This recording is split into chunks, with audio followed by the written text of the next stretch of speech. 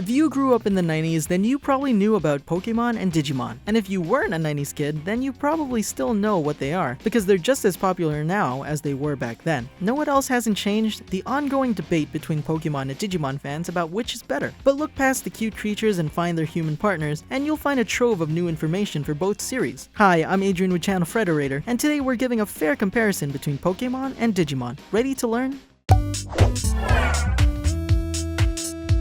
Digital origins. Both franchises can trace their roots to Japan, but if you're a fan, then you already knew that. In Japan, neither Pokémon nor Digimon started out as an animated series, but in North America, the anime shows released as a precursor to the games. Production for Pokémon started way back in 1990, after its creator Satoshi Tajiri saw two Game Boys connected via a link cable. But back then, it wasn't called Pokémon. It's hard to imagine it by any other name, but the franchise we all know and love was originally going to be called Capsule Monsters. Gameplay was slightly different too. Trainers used charisma and capsules to capture monsters, and the trainers themselves would participate in the battles. However, Satoshi Tajiri had trouble copywriting the name Capsule Monsters, so he changed the name to Kapumon, and then eventually settled on Pocket Monsters and Pokemon. 6 years and one nearly bankrupt studio later, in 1996, Pocket Monsters Green and Pocket Monsters Red were released for the Game Boy in Japan. Fast forward 2 more years, and slightly revamped versions of the games, titled Pokemon Red and Pokemon Blue, were released in the US, and I think you know how the rest of the story goes. In much of the same way, Digimon also had digital origins, but rather than games, it was based on digital pet toys known as Digital Monsters. Released in 1997, 1 year after the first Pokemon games debuted, Digital Monsters, nicknamed Digimon, were extremely popular. They resembled other popular digital pet toys at the time, such as Tamagotchi, where you needed to clean, play with, and feed your virtual pet. Ever wonder why Digimon was so similar to Tamagotchi? Fun fact, that's because they were created by the same person. Yes, Tamagotchi's creator Akimaita helped Japanese toy company Bandai develop a so-called boy version of Tamagotchi after sales indicated that more females were playing the latter. This is ironic because Tamagotchi was originally intended to be a gender-neutral toy. Digital Monsters was so popular that at least 5 different versions of the toy were released, including anniversary releases and upgrades. Each virtual pet could be nurtured until they evolved into their final form. Some could even fight other Digimon. Aw,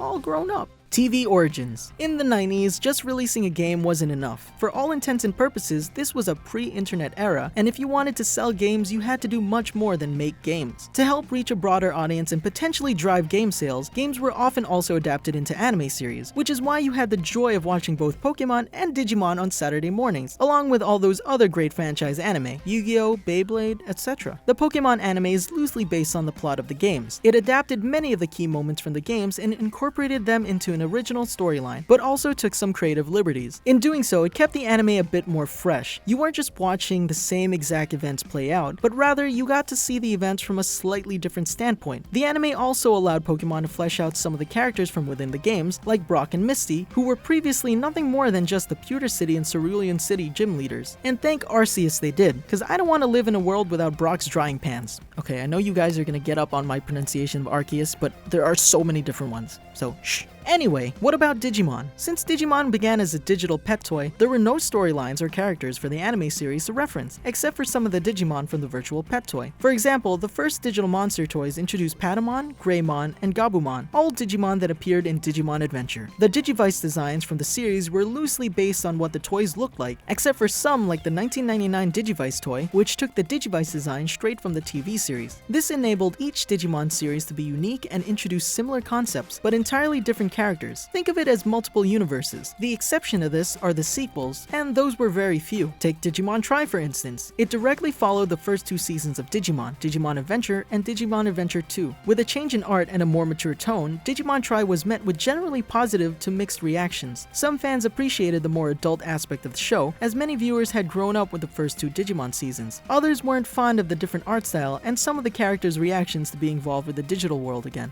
Monster variation. While both franchises revolved around battling mons, the monsters themselves couldn't be more different. Pokemon come in all sorts of shapes and sizes. While a good chunk seem to be animal-based, there are also plenty of Pokemon that are plant-based, inanimate objects, or even humanoid. They're friends of humans. Some are even capable of speaking the human language. Pokemon are so common in the world that they've effectively replaced real animals. While earlier editions of the anime make mention of real-world animals, they generally aren't seen in the show nowadays. The Pokédex often uses real-world animals to categorize Pokemon, for example, example Rockruff as the puppy Pokemon, but animals haven't been seen in the Pokemon games. Since they're physical creatures, Pokemon are capable of dying, as was shown through Lavender Town's Pokemon Tower. If you're not familiar with it, the Pokemon Tower was a resting place for Pokemon that passed away. Unlike Pokemon, Digimon are made up of data, and thus have no real physical form. They also don't live amongst humans, originating instead from a digital world that is parallel to Earth. Because of this, when Digimon are deleted, they either regenerate into a Digi-Egg or become pieces of data that other Digimon can absorb. They don't truly die in the sense that Pokemon can. Digimon have also been shown to be very advanced, as they're able to build complex villages and societies. They can also speak the human language. Pokemon have also been shown to build societies, but they tend to be more primitive than those that Digimon create, at least so far. Evolution. Ah yes, evolution. It's been and still is a cause for big debate between Pokemon and Digimon fans due to the similarities in the concept of evolution itself. However, there are some key differences that set them apart. For the first 13 years of Pokemon, evolutions were permanent and were triggered by special circumstances, leveling up, trading, or elemental stones. As the series aged, evolution methods have become even more complex. Some require Pokemon to know a specific move, while others are gender specific. And in the case of one Pokemon, evolution requires holding your 3DS upside down while the Pokemon leveled up. Most Pokemon have 2 to 3 different evolutions. Digimon, on the other hand, generally do not have permanent evolutions. Because they themselves and their evolutions are made up of data, any evolution that Digimon go through eventually comes undone, kind of like using Control-Z. That's why evolved Digimon often revert back to their original form when they're injured, hungry, or weak. When Digimon evolve, they can have more than 3 evolutions. Some can even have 6 evolution levels. Phew! That's a lot to keep track of. Potentially borrowing a note from Digimon, in 2014's release of Pokemon X and Pokemon Y, Pokemon no longer were tied to a permanent evolution. Once per battle, certain Pokemon can Mega Evolve, and at the end of the battle, they would revert to their original form. Fan reception. A common point of comparison for Pokemon and Digimon has been fan reception. Yes, both series are popular, but generally for different reasons. For a while, the Pokemon anime was geared more towards children, and thus the audience skewed younger. Fans of Pokemon typically enjoyed the games more than they did the animated series. While the games were played by players of all ages, most older fans stayed away from the anime. With the release of the Pokemon XY series, many older fans found themselves tuning back into the series as the show had a much more mature feel to it. With better character development, fantastic looking battles. Seriously, if you haven't seen any from this run of the show, go check them out. And Ash's closest shot at winning a Pokemon League, he finished second, the best he's ever finished. The anime finally started to regain the attention of some older fans. Digimon was the opposite. The Digital Monsters virtual pet toys were popular, but when it really came down to the franchise as a whole, what fans really enjoyed were the first 3 seasons of the Digimon animated series. And for good reason. They covered darker themes than Pokemon did, especially the 3rd Digimon season, Digimon Tamers. It's also worth mentioning that these 2 anime are on 2 very different levels as far as total amount of content is concerned. The Digimon anime ran for more than 5 seasons with over 200 episodes, while Pokemon had over 900 episodes and still running across 20 seasons. There's definitely more Pokemon to be analyzed here. Themes and tone. Pokemon and Digimon both had similar themes, but different ways of portraying them. Pokemon is undeniably more upbeat and lighthearted, with more comedic moments and strong emphasis on friendship and love. The friendship aspect is shown through interactions between the characters as well as their relationships with their Pokemon. For instance, when bonds between Pokemon and their trainers become stronger, then they as a team become more powerful in battles. A great example would be any battle that Ash fights in with Pikachu. Whenever Pikachu looks like he'll be defeated, his love for Ash and the boys' support help the Pokemon get back on his feet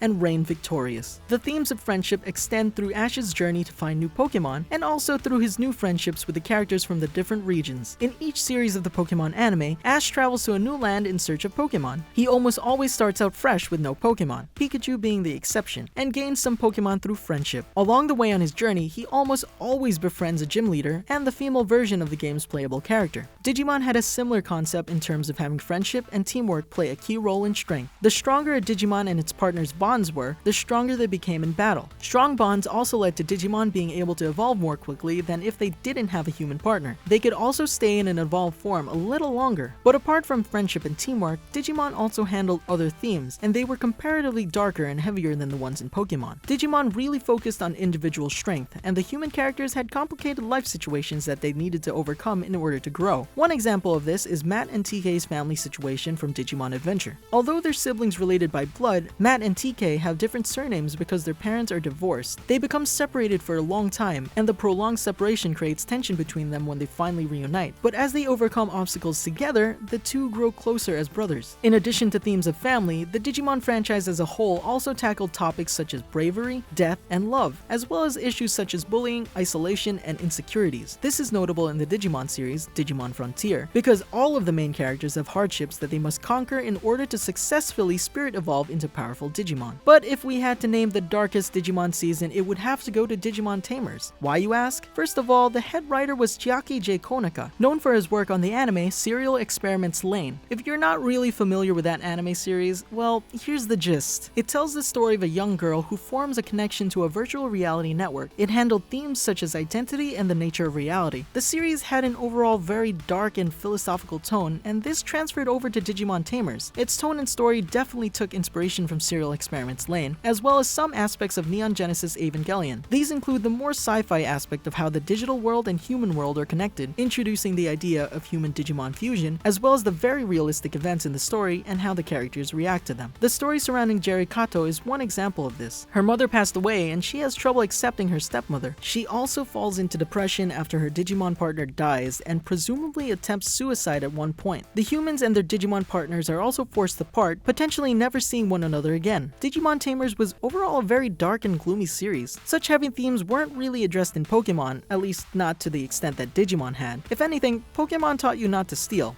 I'm watching you, Team Rocket. And there you have it. I'm Adrian, and thanks for watching Pokemon vs. Digimon. What's your favorite Pokemon or Digimon moment? What do you like about these two series? Let us know in the comments below. Don't forget to click that bell to become part of the notification squad. If you like that video, make sure to hit subscribe so you always know when we have something new. Because remember, Frederator loves you.